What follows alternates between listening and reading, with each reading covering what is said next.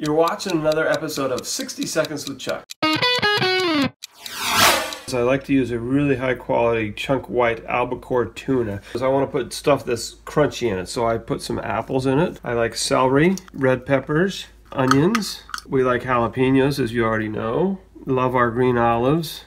Some garlic, of course. I've got walnuts and sunflower seeds. I really like stuff that's crunchy. And then I put a little bit of olive oil in it. And then I get some mayonnaise. And then I like some black pepper. And then stir it up good. And you'll know the consistency as you're stirring it if you need to add more either olive oil or some mayonnaise. And I'm going to put a little more mayonnaise in there. And you'll know the consistency. We like pepper jack, but you could put any kind of cheese. And then we're going to put these under the broiler. Isn't that amazing? Look at that. Just perfect.